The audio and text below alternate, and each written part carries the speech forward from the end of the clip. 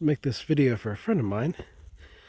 I sent them some mountain laurel, and this is mountain laurel. This is a smaller variety of it. That it's about 10 years old, and it's got the smaller leaf. The rhododendron has the real long leaf, but mountain laurel is just an amazing plant. It's an evergreen. It never loses its leaves. It's very poisonous, so animals don't eat it. And just look at that. Now here you have. This was timbered about 100 years ago. So you have all these pines and these tall birch, some oak. But the undergrowth is all laurel and rhododendron. You can see your rhododendron's off right in there, the larger leaf. And this is why, because here, there's a trail. It's so easy. Well, it just popped up. It's so easy because bears and deer and snakes and everything can hide in this so well. You can walk up, especially in the summer when there's other green things, and come right upon something. Now here's rhododendron.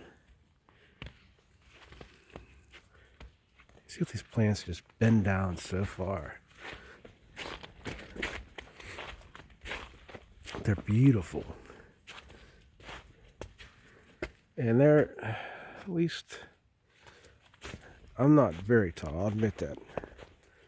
I'm between 5 and 6, I'll put it that way. And these are at least twice my height, so you're looking at least a 12 to 13 foot plant. But mountain laurel doesn't get like this. He's got this real woody bark to it. It's very dry. It's a nice little bush. Let's see the canopy and cover it gives. I think the most beautiful time of the year to be up here is this time of year. And it's about, the first day of March. So we're heading towards springtime here. And here you're starting to see where mountain laurel doesn't exist so much. This is an area where, for some reason, it didn't catch on, and the pine trees and the bigger plants picked up. So you have your first layer forest, which is your undergrowth, the smaller bushes, and then you have the taller ones, the trees, which would be your secondary growth. And if you had old growth, you're not going to see it here. If you had old growth trees, they would be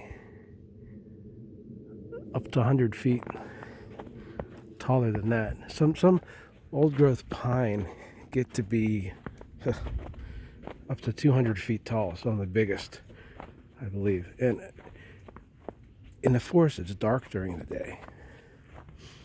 It's actually dark. So you get those 3 tiers of the forest. And that's why mountain laurel really took off as an undergrowth plant. Some of these other plants, these cat's claw, this stuff is like wire. You can see the thorns on it. That turkey love. This stuff destroys the forest. It climbs up, and it killed this tree. It actually killed the tree. So once it starts growing, here's some more of it here in the light. It becomes nearly impossible to get those forests to grow back to what they were. You're looking, as it is with old growth, at least 200-300 years to get the trees that big again. So in my lifetime, I'll never see it here. But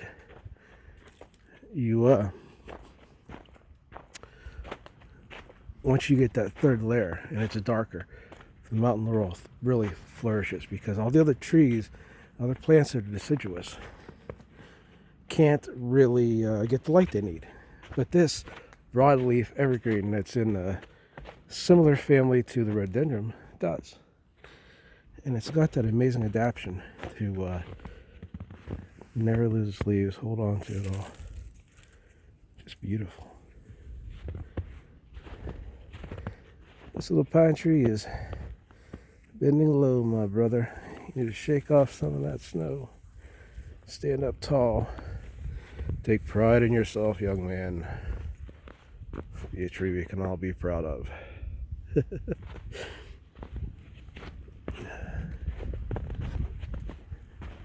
These pines, some of them, the older ones, were considered king's pines. They were white and yellow pine. They were actually used to build masts on ships. You know, to cut one down, they'd practically put you to death over it. And this is the third layer of those types of trees. Here you can really see how the cat's claw will grow up in a tree and just destroy it.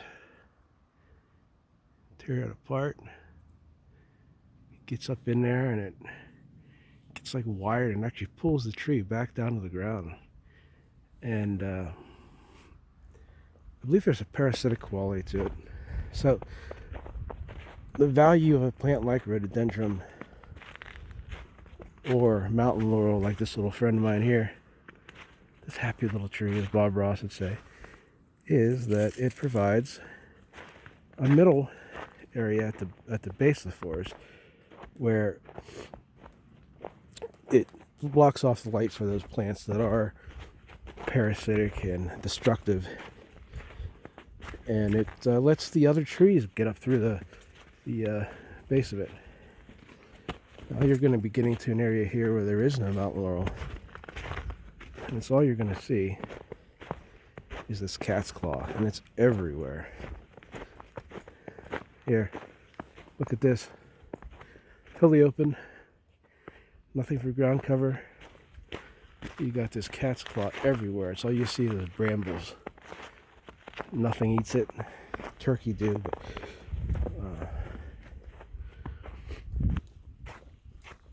these native species are very important.